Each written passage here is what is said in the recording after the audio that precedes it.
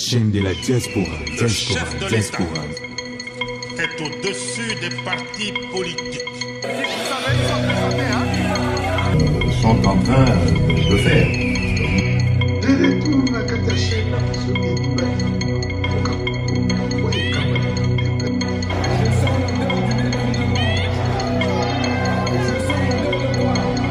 Alors topete l'ensemble maboko s'il vous plaît.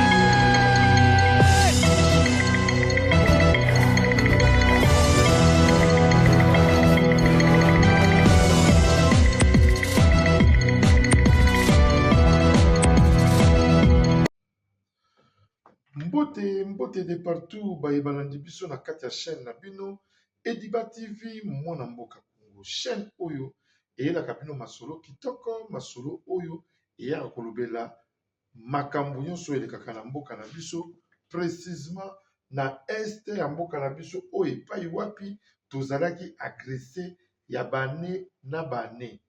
Lelo toali le 1er février 2026 tozali kokoba Ediba TV pe elali te ezali kokoba na mosala nango monene kitoko oyo ezali komemela bapatriotique ya mboka po te bozwaka le meilleur oyo bolandaka awa mingi na kati ya chaîne oyo ekambami na humble serviteur munganga spirituel papa Edidiba likambo na moto te toujours maboko pembe. Tolali te mpona koyela bino basango kitoko oyo etambolaka na mboka na biso soki mpe ezali ya mabe tozangaka koloba te soki mpe ezali ya malamu tozali wana toujours mpona komemela bino toujours ba vrai information yango tolobaka chaîne oyo ezali chaîne oyo tout d'abord moto azali kokamba émission oyo azali chrétien awa tolobaka sembo yango tobengi yango le marteau sur la table. Le marteau sur la table, rien que la vérité sur la vérité. Bayimboka, mingi bafingi, mingi balobi, o efo baloba. Tozu ba coton, to komi na système ya, kokanga mato, yipe koyebisa bango, tout droit kaka, ndenge artiste na biso ya monene, ya mboka na biso na kombo ya Papa Chéri, Jibe Piana. Alobi, batonga, bafinga, yo tracé toujours chemin na yo. Côté la gauche te, côté la droite te, yo misu na yo ne longi na yo, pe liboso. Yango nde komona okozala toujours en avancement na vie na yo. Quand les gens font les faux meetings, quand les gens parlent de toi, fait des réunions, baza kopesa yo lupemba. Bazali kofungola ba porte mosusu oyo ekangamaki. Bayimboka sans plus tarder lelo tozali ba point mine mobimba oyo tokolobela awa tokosolola biso na bino na lingala oyo tolobaka ya bakanja mingi batungaka nga monganga spirituel pour kosalaka baémission na yo mingi na lingala nayebisi bango nonono babranche nyonso ezali monoko ya mboka na biso tobeta yango na bayimboka ya lopoto ya faransa tokobeta tobeta yango na bayimpoto mboka ya baanglophone tokobeta ezali ndeke branche ya chaîne oyo ezali kokende na lolenge wana mais ere natambolaka mpe na micro baladeur il a des émissions na posaka ngo mpe na lopoto na monoko ya nga abengaka bango bamercenaire bato baya koyiba na afrique esalamaka nango mais na bwanya ya respect oyo mingi nga naza nango na peuple na ngai nasepelaka naloba ngo na monoko ya mboka parce que na kati ya diaspora tozali population congolaise ebima mingi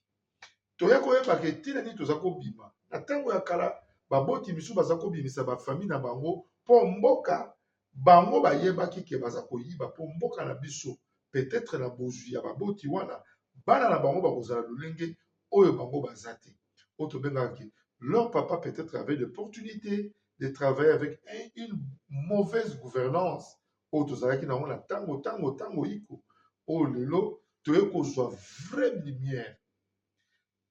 Tata mokonzi ya mboka M. Antoine Félix Tshilombo que je salue en passant aye kofungula congolais poti aye kolakisa congolais tala moto aza koboma yo tala moto aza koyiba yo nazwaki appel moko dernièrement nalobi bato babengaka nga ntina bayelebo nazwaki appel moko dernièrement na kati ya ville ya Bandundu.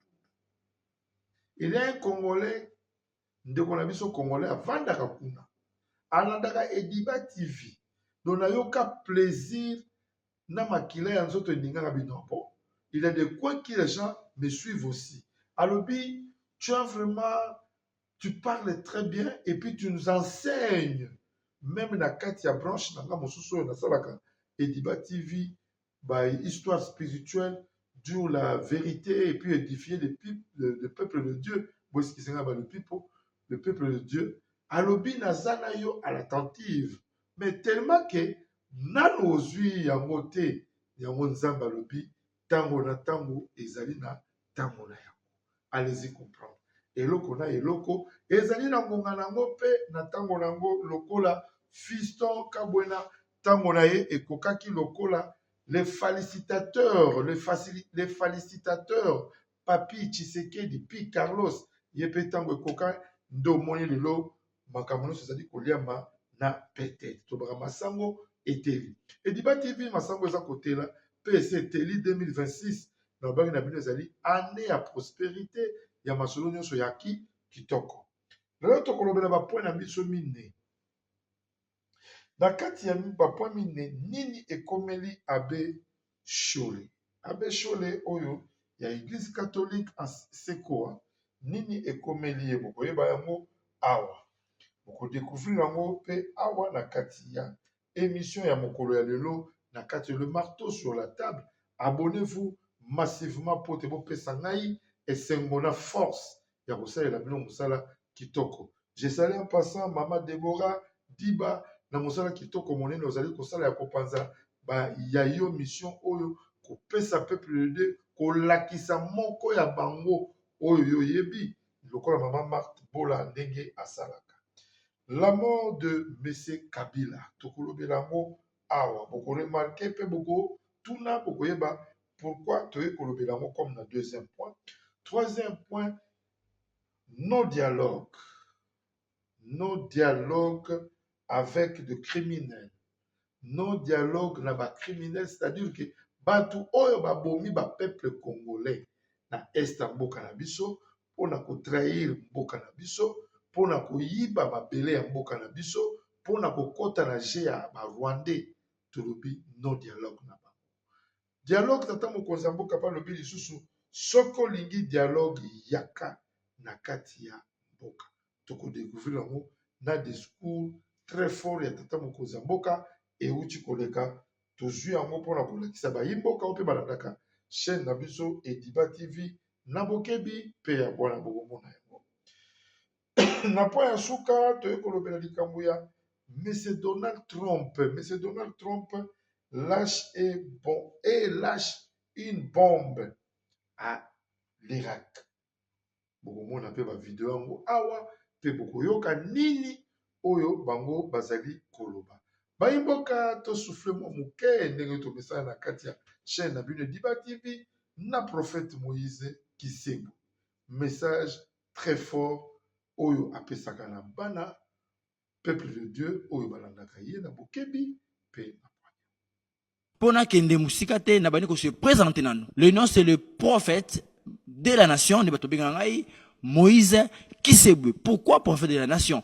Parce que ba prophétie oyo nga na pesa opena pesa kabatu et ratakate et ça accomplira parce que nzambe tata nde a révélé kanga ba biloko ba prophétie na ça don pona mboka na biso Congo, pourquoi pas même na Afrique, pourquoi pas même na monde entier. Yom dozana mbasu ba traité yo boluki banganga kisi bokeba ba chakuti simbate boya kosifiri pa ngai bokomona ozana miom ozana kiste balobi botakate nani aloba ke botakate eza makambo ya lokuta luka ngai okobota mama mboka seja awa tubote wana pasa nzambe akumisama kimbango alobaka ngai mission nanga esuki awa mais oyo akoya akozala elenge akosala koleka ngai. Voilà des retours na kata chaîne na bino Ediba TV kama mina humble serviteur monganga spirituel papa Ediba likambo na moto te nabendi yanga kiti pona banda kisala nabendi yanga ebonga pona banda musala oyo etindameli na ngai pona kolobela mboka pona kolakisa bayimboka tolali te. Nous sommes là pour notre patrie. Et surtout, le marteau sur la table, où est pas wapi, tolobaka sembo, pe vérité. rien que la vérité sur la vérité. Biso toza koloba lisolo ya lisekite. Tolobaka oyo toyoki pe oyo tozali na bassurance na. Malgré tout bato musu bakofinga biso. Malgré tout bato musu bakokritike biso, bakozwa biso na bafaçon oyo bango bazalaka nango. Boza kolanda biso na bakomatere bakofinga eloko wana tike eloko na eloko nini ngala melaka masanga te na melaka makaya te na yebi mvula oyo ngala tika cigarette te na yebi mvula oyo ngala tika alcool te parce que je suis déjà élu de Dieu nali mobengami na nkolo. Alors ngala kosala mosala oyo ebeti nga na motema esali nga pasi olinakendaka na babalabala natelemaka na bepai naloba na biloki na swana na bunda na mboka oyo babetanga mpe na beta. Donc c'est-à-dire que quand j'ai pris cette leçon-là, je me suis dit non, moi je vais servir notre nation, je vais servir mon nation, je vais servir mon patrie, je vais servir ce que mon Dieu m'a parlé de moi. Nako servir yango, nako loba, je ne vais pas trahir mon pays. Nalobi awa en Afrique du Sud ozali na bakwa nyonso oyo kobima okuta bayebi soki mutu boyayi ali wana. Bayebi soki Katumbi azali wana. Bayebi soki Songolo Pakalangwakulu azali wana. Tu peux aller. Tu te dis de tout que tu veux. Bakopesa yo meya. Po kusomba mituka kusomba la bandako. Ils sont là. Bazana kati na biso na ba internet. Bako finga tata mokonza boka parce que asi azwi mbongo ya makila. Et kotambwisa ye bongo na ye mutu liboma. Amibengi prophète de la nation mais na mbongo ya makila. Mbongo ya plus de 50 millions de Congolais, tes frères et sœurs. Oyo biso toza ko bundela mboka. Comme tata mokonza za ko pesa un bon exemple. Mais toi tu t'embrouilles pour ba pesa ki o meilleur. Et mais avant quand tu regardes ces vidéos qu'il avait fait avant, il avait parlé de d'autres histoires. Et après il a changé pour azuki le Congo. Alors, et le Congo est payé mutu liboma. Awa, tozana bango. Sans plus tarder, toleki na premier point na biso ya liboso ya kolobela. Nini ekomeli Abbé Chole. Abbé Chole eloko ekomeli zali arrestation na ye azali mokangami. Azali mokangami pourquoi pour na ko trahir mboka na ye Congo. Koteka mboka na ye na bapaya. Côté kaba message oya mboka na biso quand il partait chez le chef chez notre chef de l'État, il prenait ça pour aller rediffuser ça na ba Rwandais. Nani azako ndima ke ba Rwandais de bazali ko bundisa biso. Qui acceptait ça? Qui avait même l'idée de dire que non, ils allaient en gambe. Non, les gens ne croyaient pas. Et comment que oteza congolais na congolais moko mta ko bunda boko wangana tata mokoza mboka kucha. Mais c'est Antoine Félix Tshilombo. Akuti Bitumba wana. Nous, on était ici à 2010, à 2011. Moi, j'ai déjà parlé ça. On a travaillé avec des Rwandais. Les Rwandais, les message sur ça, la Mboko Barasute. Batika, moi, j'ai un ami Rwandais qui m'avait dit, son nom c'est Jafar. Il me disait, papa, il dit, Yakato Bongamato Kene, pour la 2012, bon, on a besoin ce soir. Donc, il préparait déjà que pas na biso de ba koyiba. Alors ce type là alobi to ali ba soldat bien formé pendant la journée tout ça na casque mususu na poko to kota ka ba formation là nous vivons dans ba quartier na biso ba Betrams ba to ba yebi ba quartier na tango pa ba se wala ba Betrams c'est là où les Rwandais résidaient na ba ndeko na biso mingi o ya est ti le to côté la ka bango pe tout mingi pe bazonga on accuse personne comme pas les Kivusiens, mais plus de Burundais qui se disent que nous sommes des gens, tous allés battre bino ya est. Bazonga, bazali wapi. Bamona na kasute, Chole a kota na jewana, a kota na kati ya jewana, pour na kosala manigance, ya kokoisa pouvoir ya tata mokonza mboka na yo, mais c'est Antoine Félix Tshilombo, pote bango bazwa, bokonzi ba pesa pa Kagame. Kagame, plus de 30 ans, il dirige notre pays. Alors, pouvoir de Tata Mokonzi a juste 5 ans, il y a boycottage, basali biso busoba, allez, oyo, to bénéficier dans mon thé, parce que nous, on a besoin de rentrer chez nous pour faire quelques histoires. même si je vais résister na kovanda libanda, mais nakendaka nayaka. Comment on peut faire tokosala te bango balingi bi kosala nani mbulungu pote tozwa esika te nde alobi ke azali na kati ya arrestation lokola baobe minako soki akangami nano te boyebaka tozali deja koka azali mokanga bayimboka tolobaka na bino na kati ya Diba TV ekabami na humble serviteur monganga spirituel papa Edi Diba likambo na moto te toujours nazo répéter phrase maboko na ngai pembe ekotikala kaka pembe mosala na nga be koloba grâce au divine bapesi nga ezaka mbanga danger nalobaka kitoko nayebi komandola malamu na bayimboka oyo baza kodécouvrir nga nanu moke panza abonnez-vous. À tous les nostalgiques de la belle époque où l'amour se vivait encore avec passion et sincérité. Pour la première fois à Bruxelles, l'artiste musicien Isso Motema, l'un des pionniers de la pop rumba R&B congolaise, sera en concert live avec son orchestre ce 13 février 2026 à 20h sur la scène du théâtre L'Improviste situé au 120 rue de Fierland pour un concert inédit intitulé Transition. Venez réécouter les titres qui ont bercé votre jeunesse, tels qu'Éphémère, Marie, Bandeko, 10 à 0 et bien d'autres. Des invités de marque seront aussi de la partie. Marshall Dixon, Pachabay et Donka Premier. Hâtez-vous de réserver vos places car elles sont limitées.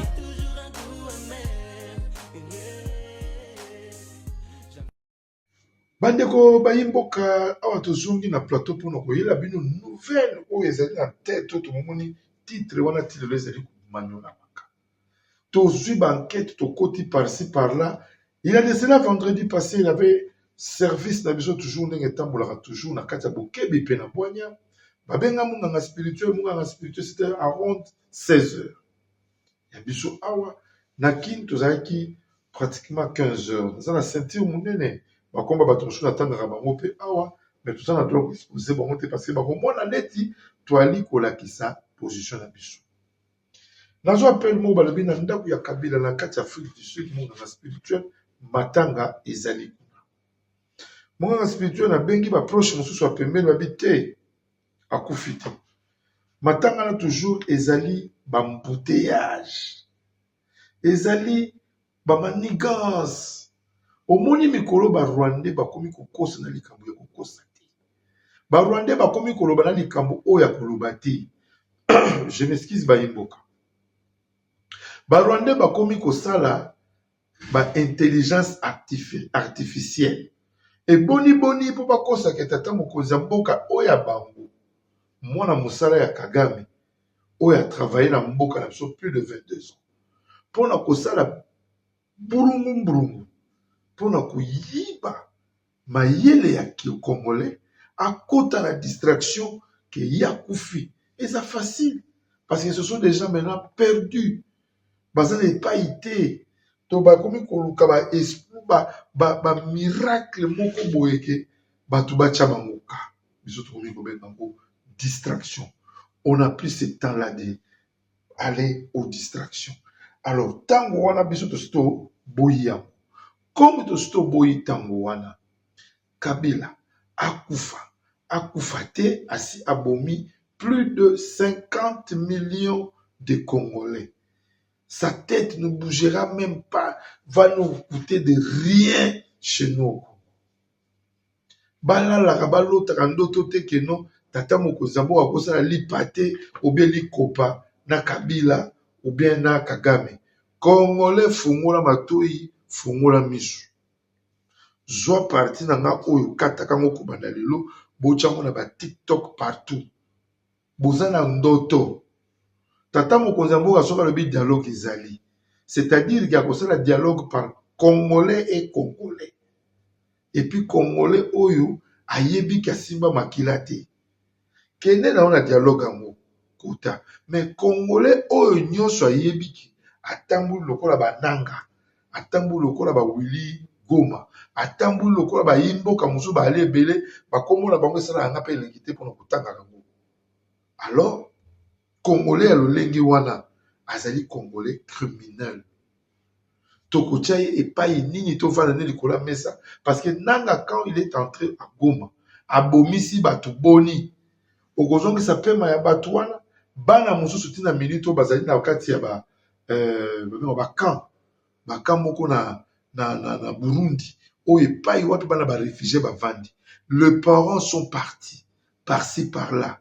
Moi na âge à 6 ans 7 ans bakimi misato mine baki ko se retrouver famille mosusu bazalaki mibale ya bavoisin mibale pe ya ngambo bakomi 4 bazokola batali ke banda bakima baboti na bangambo mibale bamona na te doseke baparents bakufi bana bongo bakokola lokola mine bongo 2 filles 2 garçons do bakomi lokola ke oyo azali ya na biso mais bazali nani moko te bana ya moto moko te siko nanga yo tiki ba deka ya marke wa osali ba scandale ya ba marke wa siko to zoyo to zo biso pa na biso alo yo moto okolanda ngai étant que vrai congolais sentimentaliste na kati ya ba esprit na yo po bo mesala ki toujours ko gorger ozo ba ngani na commentaire tika bilo melaka yango na tonaki moko bilo ngana melaka to melaka ngana yo po ngaso to zo ko melano bilo ko wana ngana sinatika siko yo zo melango wana parce que ta tête ne fonctionne pas.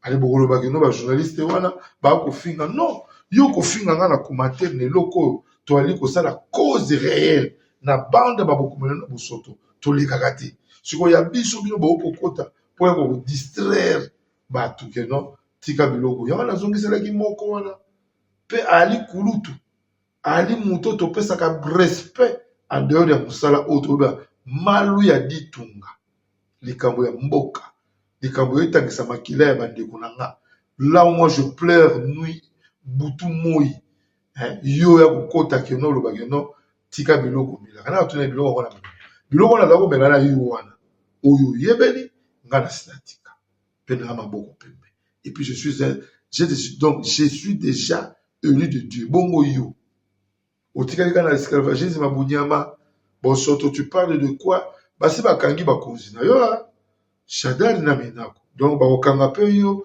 d'ici pe là. Naza si ba imboka na kozuka mwa muke na lusima. Pona koyebisa ba imboka ke no dialogue avec de criminels. Donc, c'est-à-dire que dialogue ezate bokozwa petit vidéo wana oyo tata mokonzi ya mboka asali et petit émission oyo tata mokonzi asali discours oyo alobi tokopesa no mwa séquence ya muke po bomona ke epai wapi biso tozali kokende. Isaac balanceli biso discours ya tata mokonzi s'impose plus que jamais comme une exigence fondamentale. C'est pourquoi nous réaffirmons notre ouverture à un dialogue entre Congolais, un dialogue apaisé, inclusif, résolument destiné à consolider la cohésion nationale sans jamais remettre en cause les institutions issues du suffrage universel. Je tiens à cet égard à exprimer notre gratitude à son Excellence le Président João Manuel Gonçalves Lourenço, Président de la République d'Angola, pour ses bons offices, son sens de l'équilibre et son engagement constant en faveur de la paix dans notre région. Si ce dialogue devait se tenir, il se déroulerait sur le sol national et serait conduit et organisé par les institutions de la République dans le respect de la Constitution, des lois de la République et des règles démocratiques qui fondent notre pacte national. Cependant, je le dis avec la même clarté, ce dialogue intérieur, aussi nécessaire soit-il, ne saurait tenir lieu de substitut aux obligations internationales. Il ne peut pas être invoqué pour relativiser une agression, ni pour diluer des responsabilités établies. Comme je l'ai dit lors de mon dernier discours sur l'état de la nation devant le Parlement réuni en congrès, la justice suivra son cours normal, avec rigueur, jusqu'au bout et sans complaisance, afin d'honorer la mémoire de celles et ceux injustement tombés du fait de l'agression. Donc, dialogue, oui, mais pas avec les auteurs de crimes commis contre nos populations. Bayemboka bomoni discours bino moko bozuma partie séquence parce que za molai toujours kama partie séquence moke pona kolakisa bino ke non dialogue na ba criminel, non dialogue na bat o baye ko bomba mboka na biso. Trump lâche une bombe à l'Iran. Donald Trump a bombardé déjà Irak. Bozoa, Imajoa. Ça. Non, je ne pense pas que ce soit l'un ou l'autre de ces deux dont je parle. La Société américaine du cancer, je pense que ce sont probablement des organisations caritatives établies. Là où nous en sommes pour vous, je dirais des organisations caritatives établies et respectées. Quel traitement secrétaire nécessaire, et vous savez, nous avons... Mais ce que je dis, c'est que beaucoup de choses se passent en ce moment avec l'Iran. Nous avons une avance considérable dans cette direction et ils sont en pourparlers avec eux. Donc, beaucoup de choses pourraient se produire si un candidat ou quelque chose comme ça... Enfin, c'était dans l'avion. Vous parliez de l'avion. Oh, s'il conclut un accord avec la Chine, oui, nous prendrons des mesures très importantes car nous ne pouvons pas... Écoutez, j'entretiens d'excellentes relations avec la Chine, Monsieur le Président Xi, mais nous ne voulons pas que la Chine envahisse le Canada. Et s'il conclut l'accord qu'il cherche à conclure, la Chine envahira le Canada. Et la première chose qu'ils feront, et c'est assez choquant, Monsieur, l'armée ne peut pas s'emparer de ce pays, cependant. Qu'en pensez-vous? Eh bien, en ce qui concerne la Chine, oui. En ce qui me concerne, il n'y a qu'un seul chef en Chine, cette présidente. C'est une personne. Y a-t-il des inquiétudes concernant ce que je vous dis? Non, je pense que le président Xi est le chef. Je suis ça de très près et il est très respecté en Chine. C'est le patron, l'ancien secrétaire. Là. Où êtes-vous? Êtes-vous? Nous commençons à discuter avec vous du lancement, mais ils ont besoin d'aide. Que faites-vous? Des conseillers en gestion. Nous commençons à discuter ensemble. Je voudrais vous aider à obtenir. Beaucoup de gens qui vivent dans notre pays ont été très maltraités. Comme si vous ne pouviez pas... Nous voulons qu'ils le soient. Ils ont tous voté pour moi. Et nous voulons qu'ils soient bien traités. Nous aimerions qu'ils puissent rentrer chez eux, dans ce pays qu'ils n'ont pas vu aussi mal, leur pays, depuis de très nombreuses décennies. Alors nous allons nous en occuper. Je vais pouvoir régler ça. Oui. Mais que se passe-t-il? En haut. Vous parlez du Groenland? Oui. Quoi? Nous avons entamé des négociations et je pense que l'accord est presque conclu. Enfin, ils veulent que nous le fassions. Je pense que ce sera un bon accord pour tout le monde. Un accord très important, en fait, issu d'une revue de sécurité nationale. Vraiment très important. Est-ce que je pense que nous devons conclure un accord? Je veux dire, quand on traite avec quelqu'un ici, oh, s'ils font du mal à nos gens, ils le paieront cher. Ils devront en subir les conséquences. Je suis désolé s'ils abattent, crachent au visage des gens, frappent nos gens, s'en prennent à nos soldats, à nos vétérans. Ils seront punis. Au moins, de manière équitable. Ils ne le feront pas. Vous voyez comment ils traitent nos gens. Et j'ai dit, vous en avez le droit. Si quelqu'un fait ça, vous pouvez réagir. Vous n'allez pas rester là à vous laisser faire. Si quelqu'un vous crache au visage, ce ne sera pas agréable pour cette personne. Et nous n'allons pas tolérer que l'on crache au visage de nos soldats au garde à vous. S'ils jettent des briques sur l'un de nos véhicules, qui sont des véhicules très coûteux, ils se heurteront à une force considérable, car nous disposons de nombreuses caméras filmant ces incidents majeurs. Je pense que cela pourrait aider les forces de l'ordre, mais il faudrait que je leur en parle. En fait, je pense que cela aiderait les forces de l'ordre, mais c'est un point à double tranchant. Globalement, je crois que c'est à 80% en faveur des forces de l'ordre. Je veux que beaucoup de gens partent. En parlant de questions, je pense que beaucoup de gens, nous avons la situation bien en main. Et vous savez, la criminalité au Minnesota a considérablement diminué grâce à nos actions. Nous avons arrêté des milliers de criminels. Nous voulions que le Minnesota ouvre ses prisons et nous livre ses criminels. Et nous l'avons obtenu. C'est tout ce que nous voulions. Et ils vont devoir le faire. Je le crois, secrétaire Nelson. Sachez-le, elle a dit « Super, on a fait du bon travail. On a éliminé des milliers de tueurs et d'assassins. Et on a retiré des dizaines de milliers de criminels de notre pays. Et on a le taux de criminalité le plus bas de l'histoire. » Vous savez, je n'ai pas fait les calculs, mais on vient de publier hier que c'est le taux de criminalité le plus bas de l'histoire de notre pays. Nyonso ezali bandakisa bombardement wana ezali bandakisa mpona kolakisa bato oyo bazali mitu makasi abosani Rwanda te ayebisaki bango bakeba comme bazokomprendre te Kagame akosi retrouve kuna lokola président ya Venezuela lokola Maduro oyo aza kuna na mwasi na mbetu bazwi bango bakozala. D'ailleurs, lui, ce type-là, il a pris une longue vie.